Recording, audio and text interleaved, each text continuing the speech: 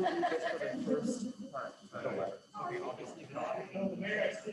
right, we're live.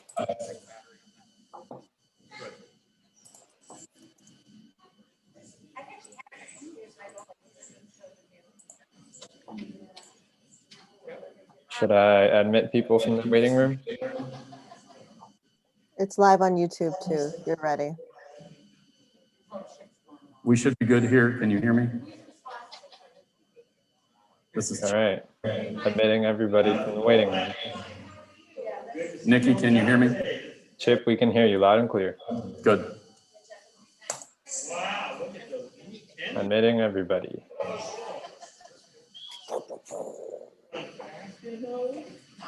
Five and 3, 2, 1. Welcome everybody. Christy entered the waiting room. Welcome, Christy.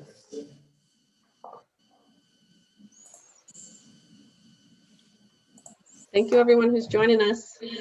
We're continuing to admit everyone in from the waiting room and letting everybody get settled in the Performing Arts Hall. So we'll begin shortly.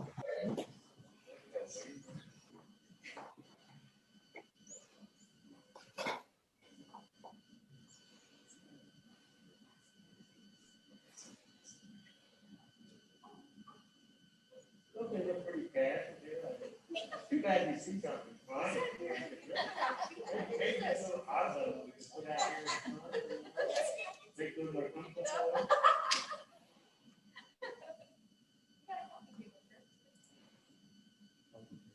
He's trying to figure out ways to say what he wants to say. It's never been short on words. Good.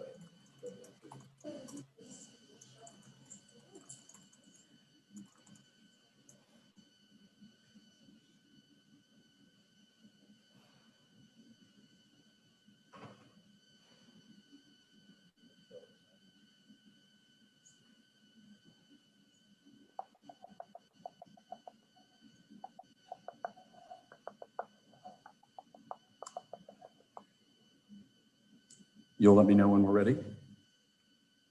We are live on YouTube. Good morning, everybody. Welcome to our virtual community vision workshop. This is Chip Weisel, and if you don't know me, I have lived in Lake Township for 50 years and have had a business in Hartville for over 30 years. I love this town, love this township, and part of what we're talking about this morning and how this all started was seeing the changes that have evolved over my lifetime being here and being part of a business in this area. There's things I love about my hometown, and there's things that sometimes frustrate me about my hometown. And this kind of all started about a year ago when we had the new roundabouts put in and around Hartville Marketplace and Lake Center Christian School. And noticing that there were also the addition of brand new telephone poles, lots of poles and wires, and wondering, why do I go to some communities and there's less telephone poles, and when we have an opportunity there? So I started asking questions, and a friend of mine, along with me, we gathered with a couple of other businessmen in the area and thinking, maybe is there a way we could change that? Well, we found out we can't, it's too late. But we also found out that part of the problem we have in Hartville is because of our unique situation. We're a rural community next to a very large tourism spot. We have some quaint, charming character downtown in the village. We have a bustling tourism industry 2 miles away to the west. And in between there is businesses that have cropped up, grown up. But what we've lacked, in my opinion, and the opinion of the people that we were talking with then, is that because of just circumstances that happen, our town has a history of planning. A lot of things happen here, and a lot of good things happen here. But we've gotten to a point where we felt that it was time that we could actually maybe get some stakeholders to the table and make a plan. So last October, we participated in Stark Think Big exercise. We got to the table with Lake Schools, with the YMCA, with Stark Parks, with business owners, with the government officials from the township and the village, and we came up with a cohesive, at least, idea that we would benefit from trying to grow strategically in the future. And how did we do that, or how would we do that? And from that came the idea that we would have to get some help, because when you try to get a bunch of different entities together, it's almost like doing family therapy. And we needed somebody who could help from a third-party perspective. And what you have to go to, we found out, is there's nobody does rural country planning. It's urban areas that do planning. And so we contracted and looked at 4 different firms and settled on the one that's helping us today and will run this workshop for us. It's Rothschild Doyno Collaborative out of Pittsburgh, because we felt with the projects that they'd done earlier and the collaborative efforts that they put together in some earlier projects that they best suited what we needed in our area, in our township. So what we're going to have today is them, and also a local group, GPD group, who will help us so that they can give us price tags to the plans that we have. And with that, I want to introduce the firm that's going to be helping us. We have Melanie and Kate, both from Rothschild Doyno Collaborative, who are going to be hosting. And I'm going to give it to them to start our meeting, and they can give us a recap of what we learned from the survey that we have done over the last few weeks, and then give us an overview of what we've heard. Kate, Melanie? Thank you, Chip, and thank you everybody who's joined us here today. We are very excited about this project of helping to guide the community vision for the West Maple Corridor.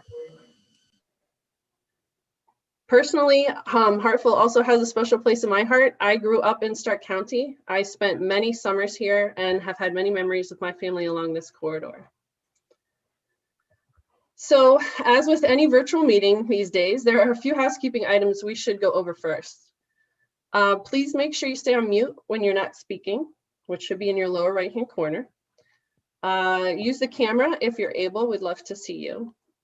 What's great with the Zoom, if you are attending virtually, is we can use the chat feature to share our thoughts and ideas.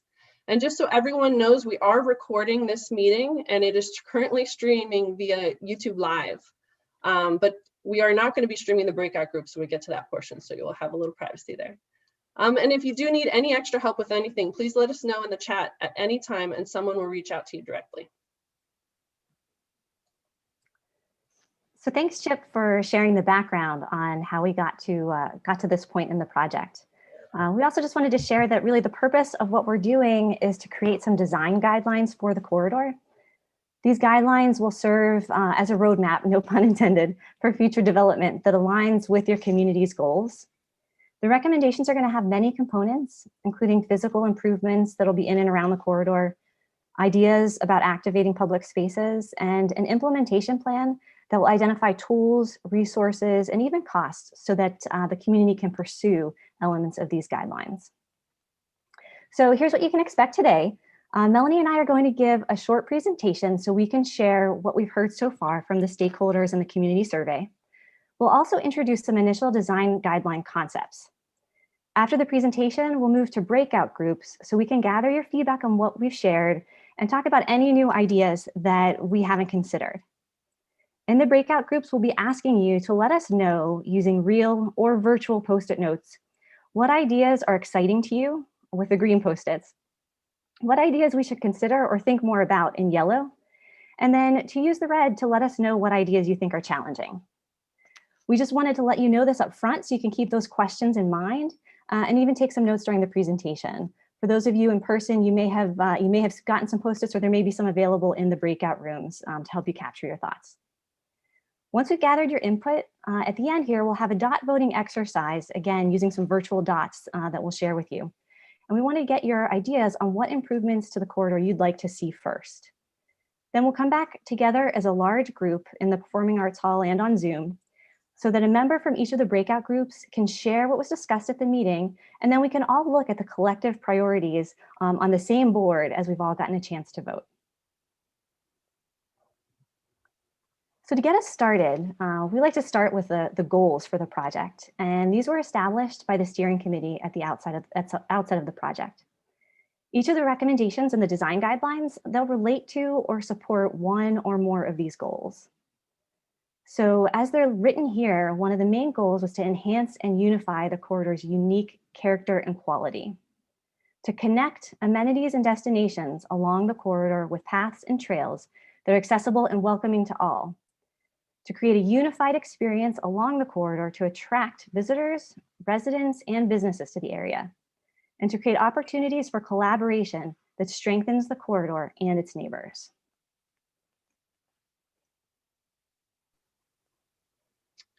So as you may recall, and hopefully had a chance to participate, we issued a community-wide survey this past summer, which closed in September.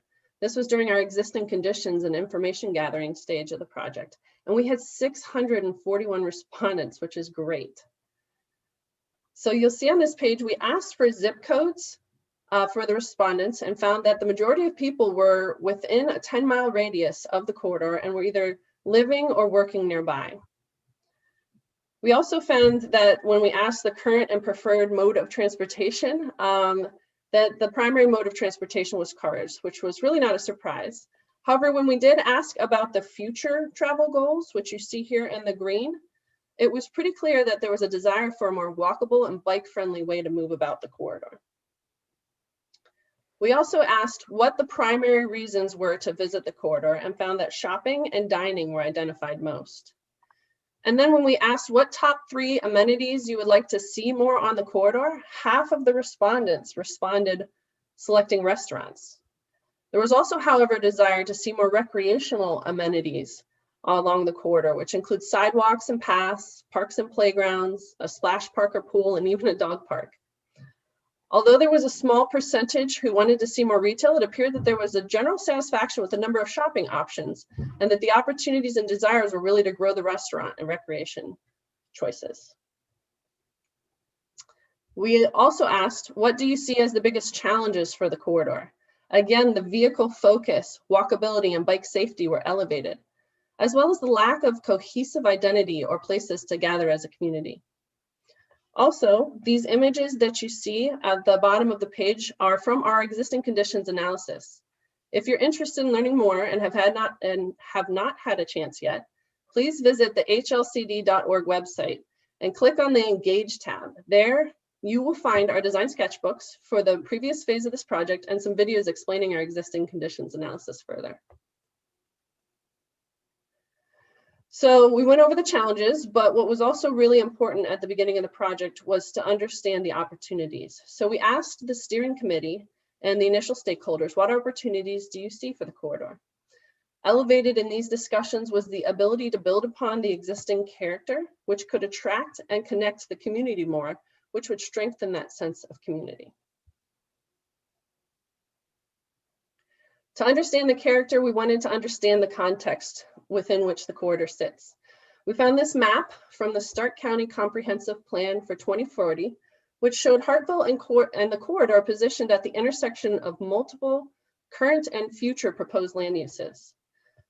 To the northeast, the corridor is surrounded by charming farmlands and regional park assets such as Quail Hollow. And to the southwest, a friendly suburban community has grown and could be better connected to the corridor. At the railroad and downtown Hartville area, the charm of the original village is still preserved, which perhaps led to the majority of those survey respondents identifying the character of the community as quaint. So we wanted to understand a little bit more about what makes a place feel quaint. So we took a walk around downtown Hartville and found a few key characteristics. So first, the quaint character is contributed to by pedestrian-oriented walkways and things that are at the scale for someone who would be walking along the sidewalk. You can see this through some small-scale signage or benches, sometimes flower pots, and also just having sidewalks on the street. This part of the town was built before cars became the primary way for people to get around. So that pedestrian focus makes a lot of sense there. Another aspect were the unique and sometimes eclectic components and attributes of the buildings in the downtown area that add charm. All of the signage was unique, and even the displays in stores and just variation in the building design all helped to contribute to that quaint character.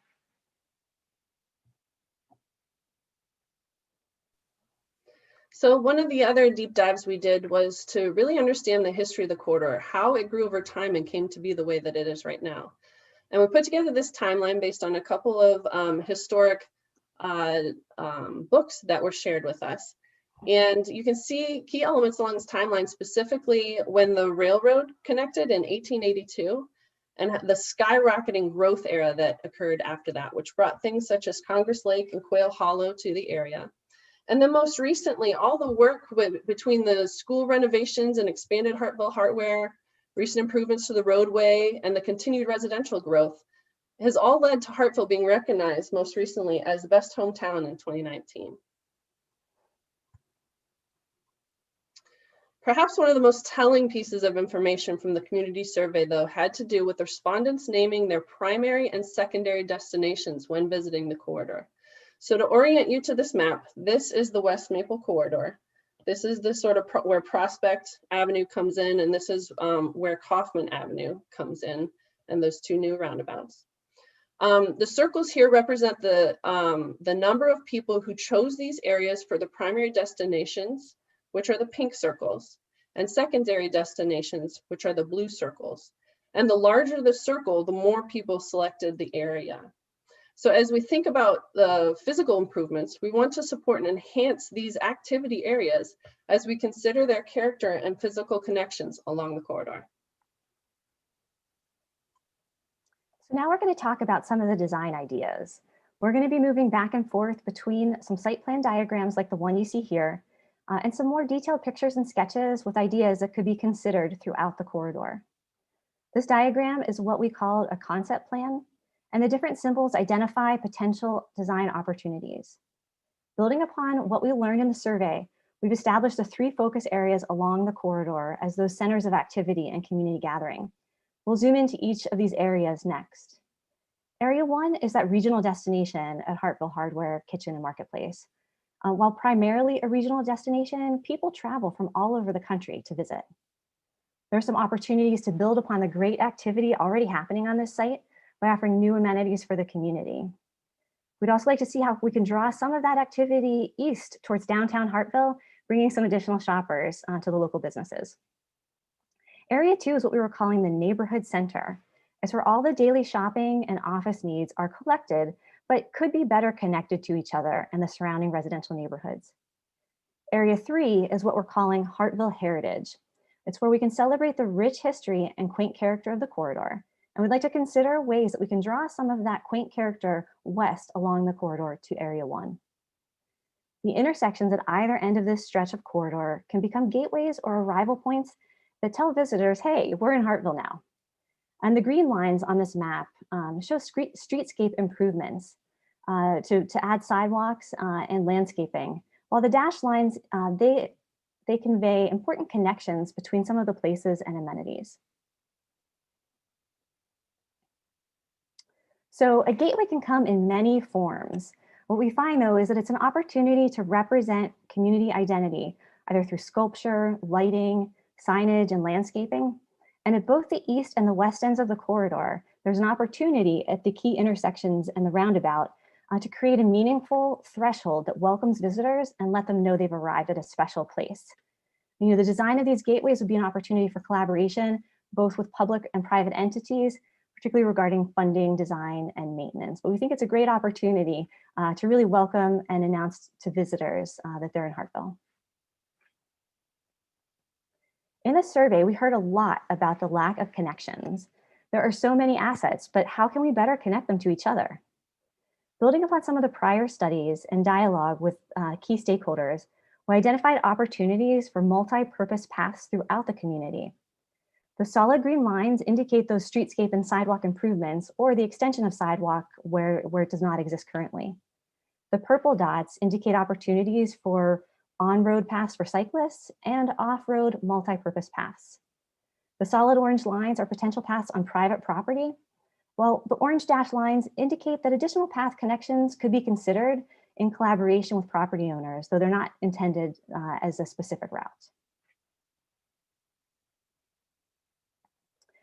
We heard a lot about the lack of continuity in the character along the corridor, and the streetscapes improvements along the corridor could be an element that begins to tie these places together.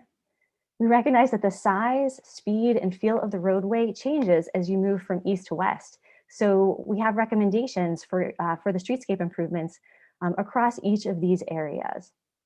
We have a menu of streetscape elements listed in the upper right, and these sections illustrate the differences and the opportunities between Area 1, Area 2, and Area 3.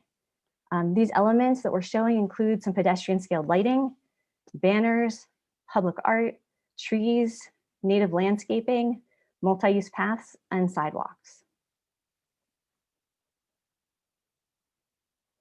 So one of the things that we noticed, is that West Maple Street is a very busy corridor, but there's an opportunity with Sunnyside Street running parallel to be a key element of that connection concept. And it could be a parallel route along the corridor that has the opportunity, based on its scale, to be more pedestrian and bicycle friendly. With a strategy to use the existing right-of-way, we believe that clear and continuous paths for pedestrians and cyclists could be created along the roadway.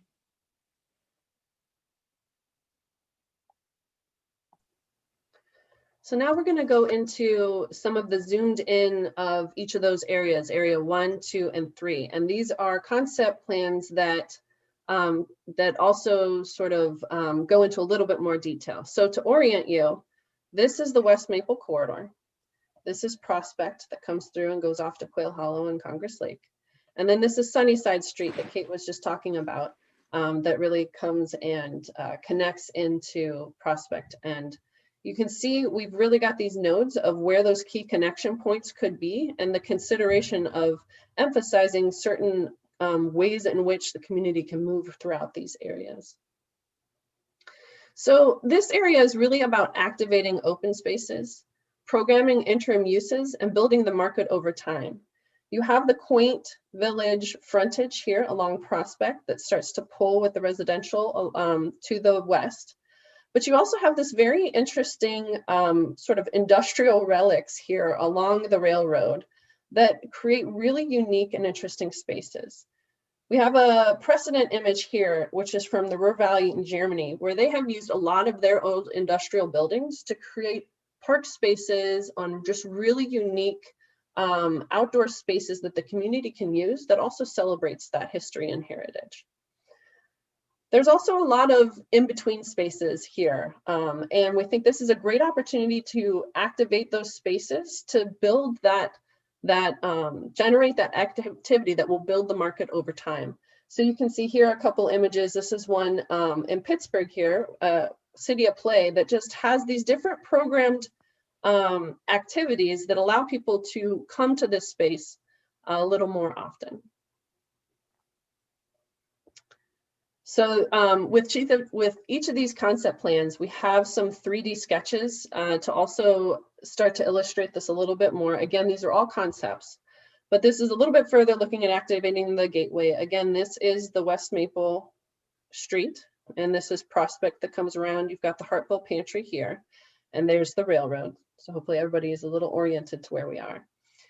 So then sort of further building upon this as a potential gateway, this as a need to find a safe pedestrian and bike crossing, because this intersection really is a key to allowing people to make that connection to get to Quail Hollow and some of the other amenities beyond.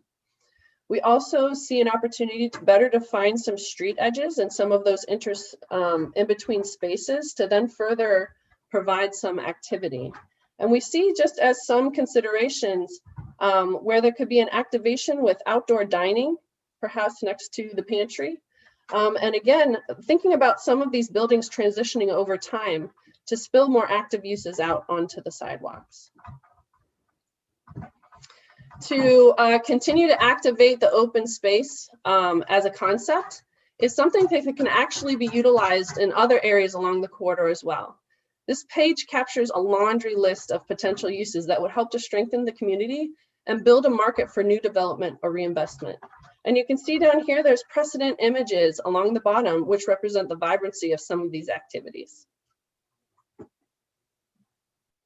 So this is Area 2, the neighborhood center. And we're going to just orient you to where West Maple Street is. Melanie sketches over West Maple there. And you also have the shopping plaza with Edison Town Center. You have the Giant Eagle in this area. And one of the things that we were reflecting on here is that these two plazas could be better connected and strengthened by a pedestrian-friendly route that would go across the corridor from one end of the shopping plaza to the other. This area has 2 signalized intersections, which makes it safer for pedestrians to cross at these locations. And there could be some additional improvements to the intersections to make them even more pedestrian-friendly.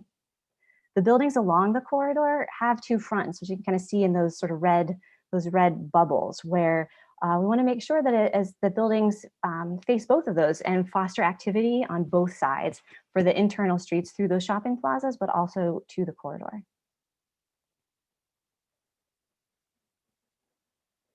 So in this 3-dimensional view, you're looking down the corridor towards the downtown area, and you can see that we're showing that central spine. So we're showing some streetscape on the corridor, but then we're also thinking of how can that streetscape potentially extend into some of the private properties to further that, that cohesive character along the corridor. With the building set back in the area, there's some opportunity for additional layered landscaping that could help to kind of foster that sense of identity and connection to the landscape.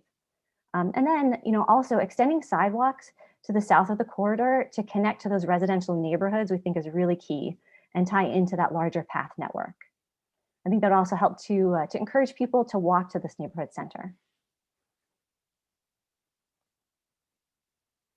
Another possibility in this area is to find ways to promote indoor and outdoor activity. One thought here is that this could be done through the extension or widening of some of the sidewalks in front of the shopping centers to provide a place for people to gather and connect. That additional depth would allow for outdoor dining, would allow places for people to sit, and really for a vibrancy of activity outside of those shops that we hope would help to support those existing businesses. And you can see in some of the photographs, that depth of the parking space really allows for, a landscape bench area, pedestrian passage, as well as some outdoor space that really serves the adjacent businesses. So trees and landscaping will also help to improve the character of the parking lots. It'll provide shade, and it can help to define some of the walking paths to the main entries of the buildings. On this page, we're showing a typical parking lot configuration on the left, which does not have any landscaping within it. And then to the right, we're showing 2 alternatives. The first that just starts to introduce trees to help to separate the path for cars to drive from where they're parking. But then also in the center helps to provide kind of a green connection along the parking spaces. And the one to the right goes a step further and places a sidewalk or a path for pedestrians in between those parking areas, which we think could be a possibility if you want to align that with some of the key entrances to the buildings. It really creates a safe passage for people as they're getting to the shops.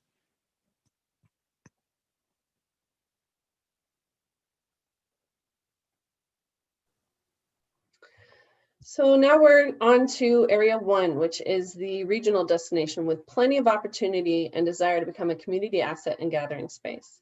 Again, to orient you, we've got West Maple here.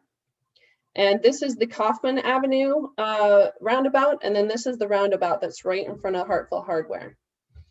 So there's a lot of new site opportunities around here, and each one of them we found has a very unique context relative to the adjacent residential or adjacent agricultural lands.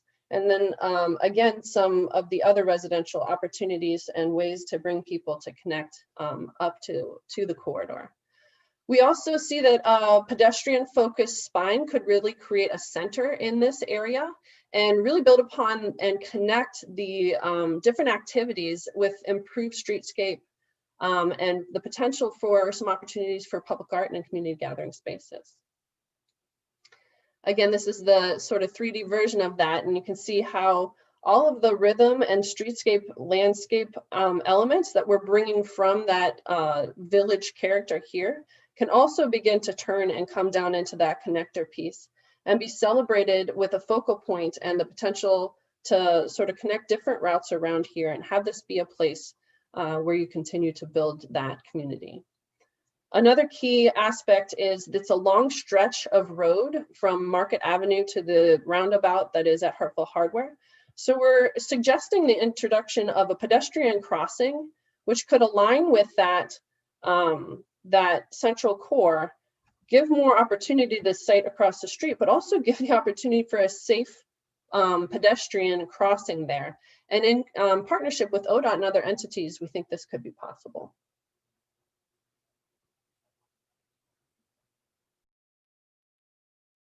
We know we've given you a lot of information to digest, and we've created this summary page here that just shows how the ideas align with the project goals to enhance the character, to improve connections, to attract visitors and foster collaboration. We're really excited to hear your thoughts and additional ideas so we can further this vision for the West Maple Corridor. As we move into the breakout groups, there'll be time to answer any questions, and you can also put any questions you have in the chat.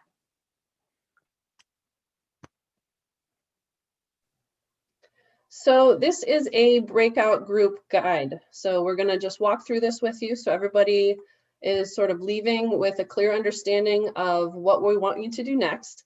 But we do also have both virtual and in-person facilitators that will help guide you as well. So, so we'll explain it and walk through it step by step here, but there's also plenty of opportunities to ask questions. So for those of you who are sitting in the Performing Arts Hall, hi, we're going to ask you to sort of self-select and divide yourselves up amongst 3 tables that we have set up right now in the library and in the cafeteria. And the next slide will show you what table numbers are where, and give you a little more information on that. For those of you who are joining us via Zoom, we will automatically assign and send you to either join these 3 breakout tables with those who are there in person, or be a part of the virtual only table, which is number 4. At the tables breakout rooms, we will be using a software called Miro, where we're going to gather around a virtual pinup board with all of the information we just shared with you.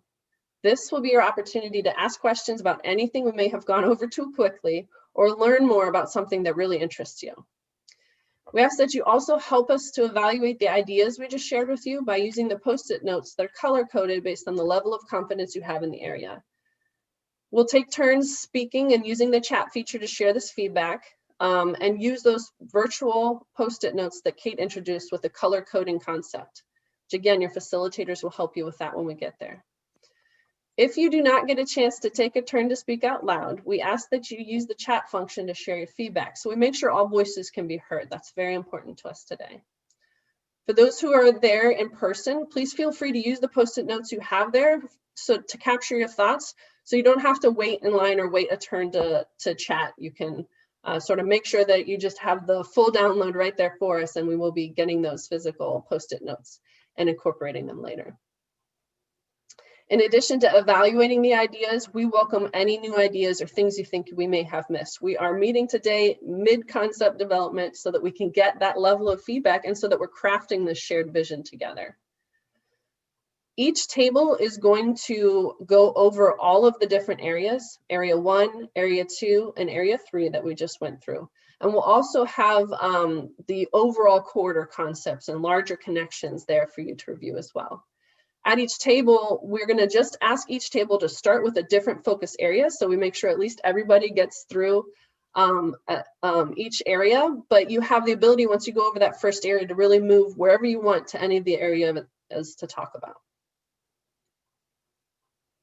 So another thing that we want to do today, after we get some of your feedback on the concepts we've shared, is to give an opportunity so you guys can tell us what's most important and what you think are the priorities to tackle first.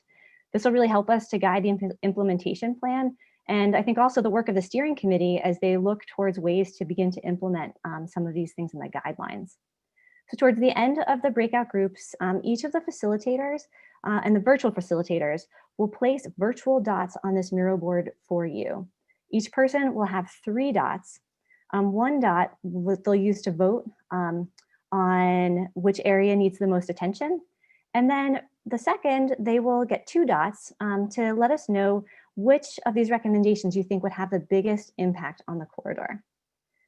Since we'll all need to take turns in order to see this, because it's all going to be kind of done at once on one sheet, we're going to ask that the in-person participants in the breakout rooms share their dots first, because that will allow them time to get back to the Performing Arts Hall, where we'll look at this overall voting together at the end. And also, if you're familiar with Miro, please feel free to jump in and move your dot yourself. We'll be putting the link to this board in the chat.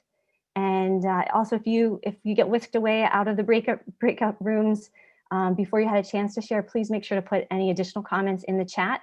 The chat will be saved so that we will be able to add any additional feedback to this Miro board that maybe wasn't able to get recorded today.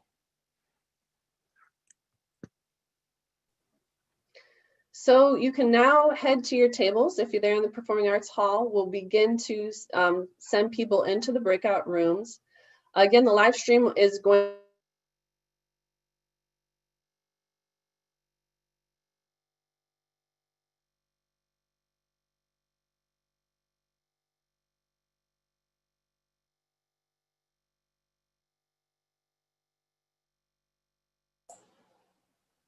I am sorry. I think the breakout room started quick. So Mel got cut off there. If you would like to make your way to the breakout rooms now or the tables now, that would be great. Thank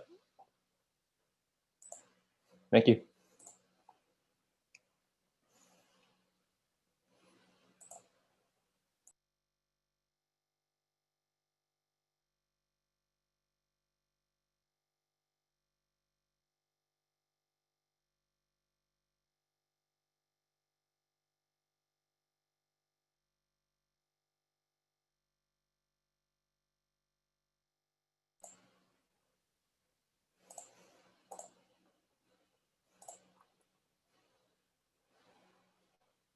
Chip, if you would like to share your screen.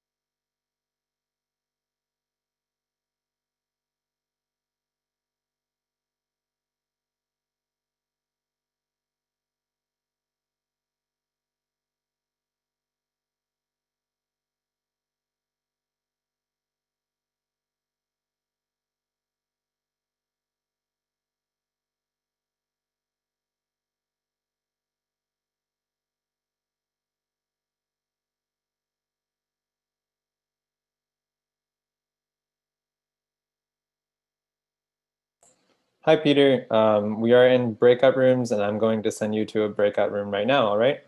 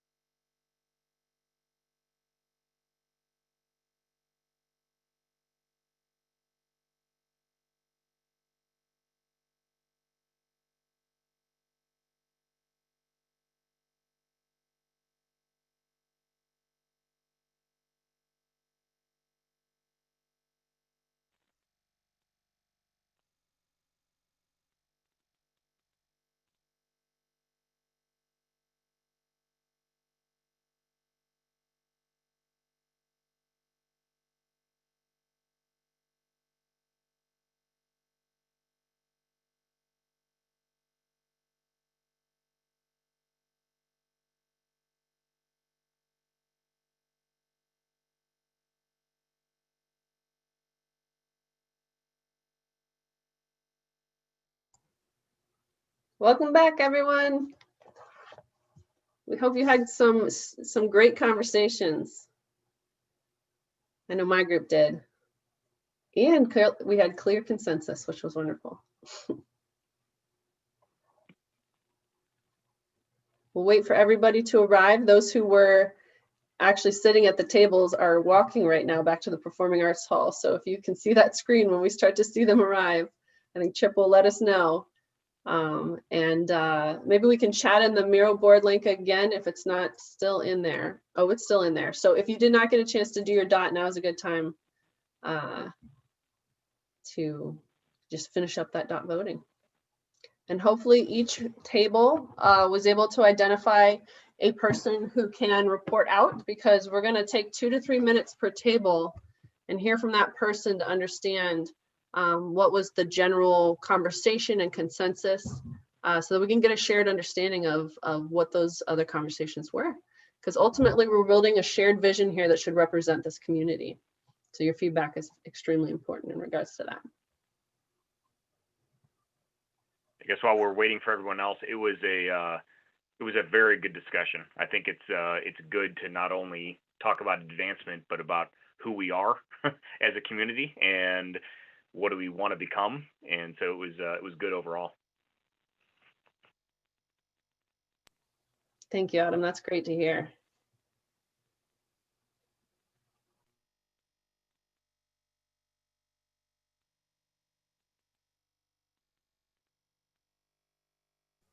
Does anyone else have any other reflections while we're waiting? I see people starting to emerge into the Performing Arts Hall. And still a couple of dots getting placed on the priorities there too, so.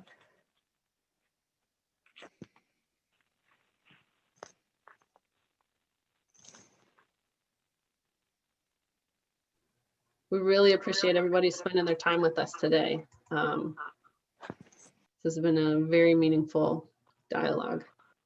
So thanks for hanging in here with us while we're going to be wrapping up by noon. This has been I've been on 8-hour-a-day sessions on Zoom calls all week. So to do it on Saturday is a challenge, but it's very worthwhile. Thanks. Yeah, Zoom fatigue is a real thing.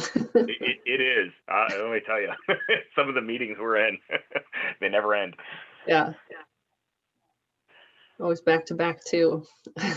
Jumping from one to the other.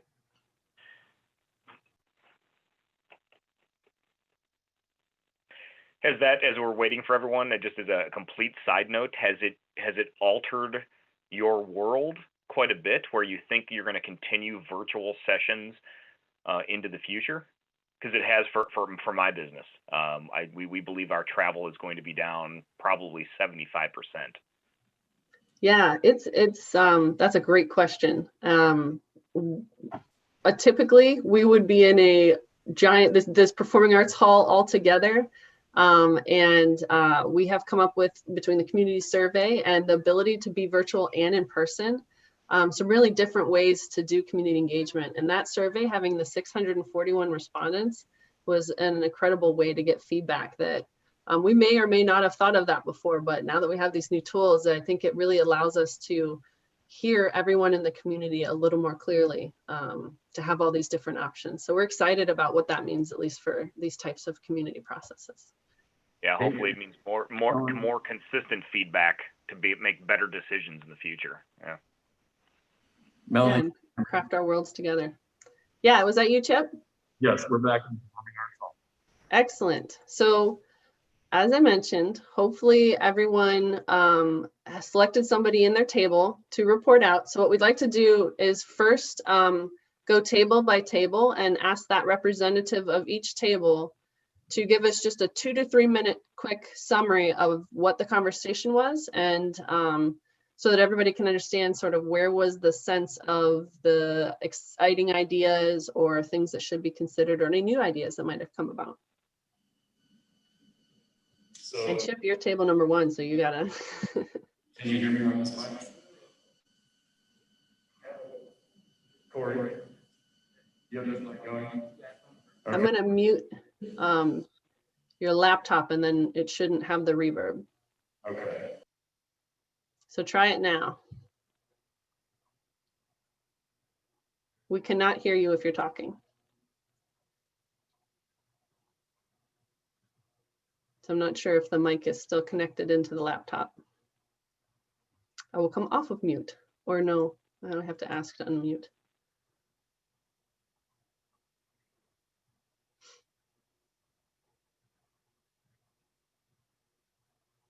So I can do a quick summary for you, table 1, because that was my table when we figured this out. Do we want to start with a different table? Yeah, we can. And then come back to it? Yeah. And maybe one of the other virtual participants in table 1 could take a stab at it, because I said I wasn't allowed to talk. I will go to table 2 first, and then Chip when you're ready, and we can start it all off. So I failed to identify anyone responsible for the report out in our group. So if anyone who was part of that conversation wants to be brave and make a go of it, that would be great.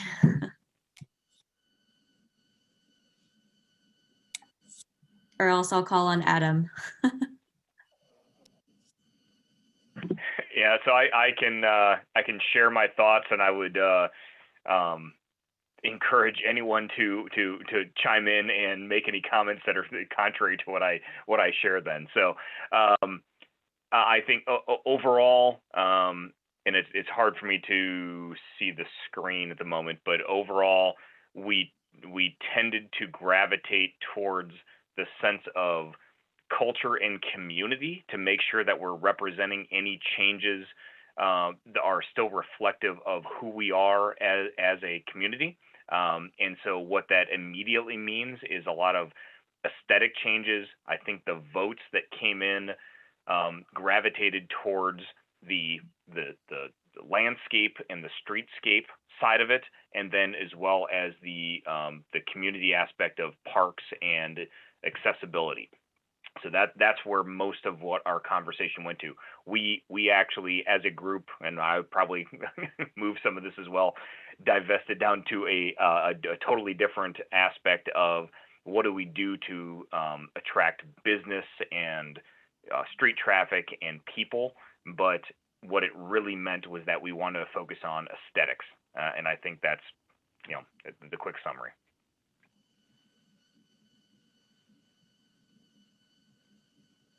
Can you hear me, Mel? Yes. Okay. So with our group, we had, I guess, a loud and resounding statement of accessibility that 619, especially just south of HRN, can be very Frogger-esque to try to cross as a pedestrian. So we felt that creating a level of accessibility from HRM to the south side of 619 to then drive pedestrians east towards the downtown Hartville would be a wise decision. Marion had suggested perhaps a bridge to cross over 619 there at I believe you had called it the spine through the HRM property. So again, providing a larger gateway or a welcome to Hartville. We felt that the bookends with the gateway in downtown would work well. Just again, to try to say, here's who we are, welcome to this area, and help provide a conduit through 619, or at least a visual representation of a conduit through 619. Some other thoughts that we'd had were the adaptive space in the historic district of Hartville would help capitalize on the quaintness that we've come to know and appreciate of the village. But we do agree that an overall facelift with streetscaping and landscaping would provide just that continued representation of our character and what we, I think, as a community have always held on to, that we want to be a quaint local neighborhood. And, we feel that especially in the downtown area, that is a much needed area or a focus. And I believe the only other comment that I would have is we agree that Feichner Park access is much needed that, several group members are hopping fences and walking through yards that if you don't know how to get there, you're not really in the know. So we want people to be in the know about our local hidden gem. Thank you, Seth. That's our table 1 report out. Perfect. So table 3. I think Krista was going to report out for our group, so she may need the microphone, Chip. Thank you. So just start with area 1 or just area 3. You could just report out generally on what our conversation was across each of the areas. Okay. All right. Area 1, just starting with that, since numerical order makes sense. They definitely, it was resounding that the pedestrian access is challenging there. And it's also a safety concern, getting folks to and from the HRM property out to the surrounding neighborhoods. That was definitely key. Also, the ability to access the complex we're in today, the school, YMCA, library complex from Area 1 was key, and doing so again on that safety theme. The lack of bicycle safety and bike lanes were pretty prevalent. Let's see. And the idea of a landscape buffer between 619 and the pedestrian we thought was key, just to kind of buffer some of that noise and also on the safety concern. Outdoor dining was definitely well received, that concept of outdoor dining at the HRM property, along with a playground, intentional recreation space on the property, not necessarily along the pedestrian spine sidewalk between the hardware and sort of like the kitchen carryout area, but having that safe, again, pedestrian access into the property as a gateway, but definitely some sort of recreation or playground family space on the property was our Area 1 summary. Area 2 is definitely the challenge there we saw was the driving or the car focus, but we also see it as a blank slate opportunity since there's so much empty space or space that can be reworked, less expensive options there. Definitely a recreation space in that Edison Park, not Edison Park, the Hartville Center, having a playground, outdoor space to connect the restaurants. We found that all across the board, people felt like the restaurants were sort of on an island, and the connectivity was important to be able to walk from one to the other. In Area 3, we did feel like doing event spaces that were less noisy, sort of behind the Best Biv and Tucker along the railroad tracks at Schumacher property being key. Pedestrian crossings are a bit of a challenge there as well. A lot of great art opportunities there, public art opportunities to even paint the pedestrian crossings, more benches, and better communication along when you do attract folks for events about where the public parking is. There is quite a bit of it, just bringing some better signage in. And then also our group was really, thought the Sunnyside connector was a really great opportunity to have a less noisy corridor. And that was it. Thanks, Krista. How about group 4? Jim was going to report out for group 4. Jim. Hi, this is Jim McPherson. Greetings from Phoenix, Arizona. And this started at 7 a.m. for me, so I'm kind of foggy, but I think I can get through this. So the two main things that were very on the top of our minds were the enhancing the character, and then the attraction of amenities. And under character, there's the 3 different areas are so important and diverse. And so with the historic downtown, what's important is to maintain and enhance the existing character. Whereas in areas 1 and 2, it's building and fostering character that's not there currently. And there are ways to do that, and by the suggestions that we had come up with in the different areas.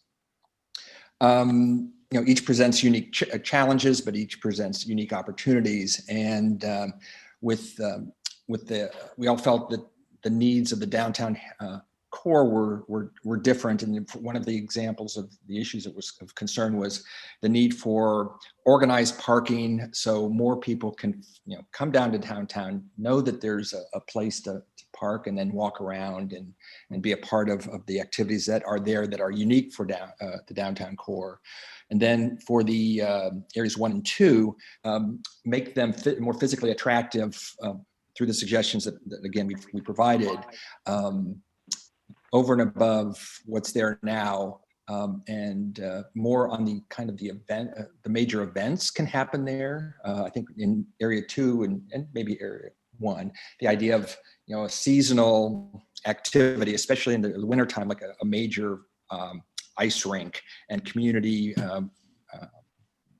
bringing everybody together through events such as that.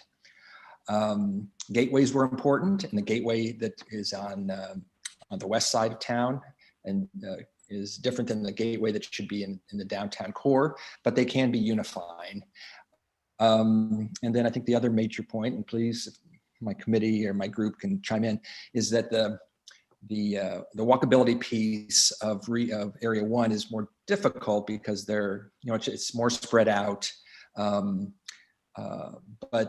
So bikeability and the car factor is so much more there in the area 1, but it is important definitely to connect the 3 areas through unique activities and design. Did I miss anything? No, great job, Jim. No, you did a great job. Thanks for representing the group. Yeah, and thank you, everybody. That was a great report out. We're looking forward to taking it from there. I think now we'll move to the dot voting to just see where these things started to populate. So Nikki, if you can zoom into the first question, which was, which area needs the most attention? And you can just even squint your eyes and start to see where the votes really started to populate there. Looks like we've got area 2 as sort of a desire there. One of the things that we were talking about in the group, as a lot of people were voting on area 2, had to do with that being at the center and serving as kind of a connection point between area 1 and area 3. So we had some great dialogue around why that selection, why people sort of gravitated towards that area. So then the next question was, which priority do you think would have the biggest impact on the corridor? And we gave everybody 2 dots for this.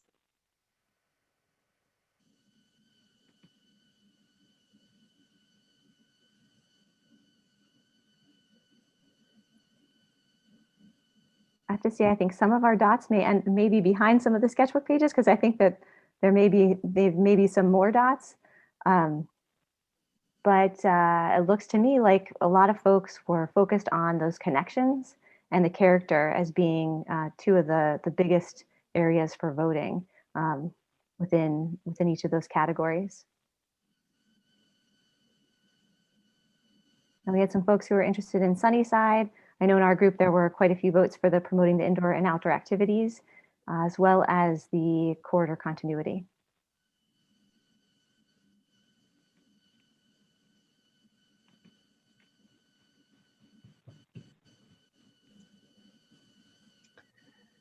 So with that, we have just one last slide here, and we're doing really good on time and getting you out of here at noon. Thanks for spending 2 hours with us. But we just wanted to focus a little bit on what our next steps are. We're going to capture what we heard today. This, as we mentioned, this was a live stream on YouTube, which is now recorded and can be shared for those who may not have been able to make it to the meeting today. And then we're going to also capture what we heard for ourselves. We'll begin to finalize the concept plans with all of this really great feedback that you gave us. And then there's a step we're taking, which we call our preparing a financing plan, where we're just truly trying to get a sense of what are the potential costs that could be around here and what are some potential funding opportunities too. And once we have that understanding, as well as where these community priorities are and finalizing the concept plans, ultimately what we're going to do is issue a design guidelines report that can then be used to identify projects that can be propelled forward knowing that this is the community consensus, that this is where we should focus and this is sort of where we should go. So if you would like to stay connected, hopefully you have visited the website, hlcd.org. There are many different ways to follow along. We now have all of your email addresses, so we will keep you posted as well. And especially as we continue with this, because everything that you told us here today has been so valuable, and we will make sure that it informs these design guidelines that we'll be issuing. I don't know, Chip, if you had any last words. I do. Couple things. First of all, thank you everybody who participated on behalf of the HARTVILLE Lake Community Development Board, of which I'm part of. This has been very encouraging. And in spite of the situation we have with having to do it online and in person, I think it worked out well. So hats off to you, RD CoLab. Thank you so much. And also you heard the voice of Yvonne Polenta. He's with GPD Group, the other local group that we're using.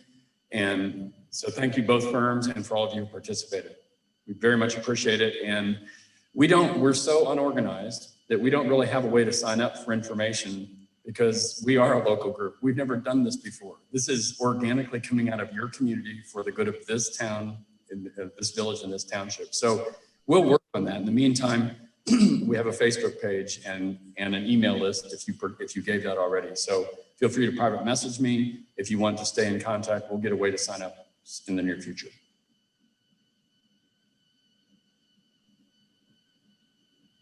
Great. Thank you so much, everyone, for joining us today.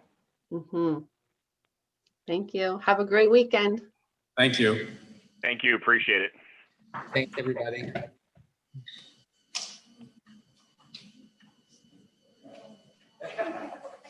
Very good.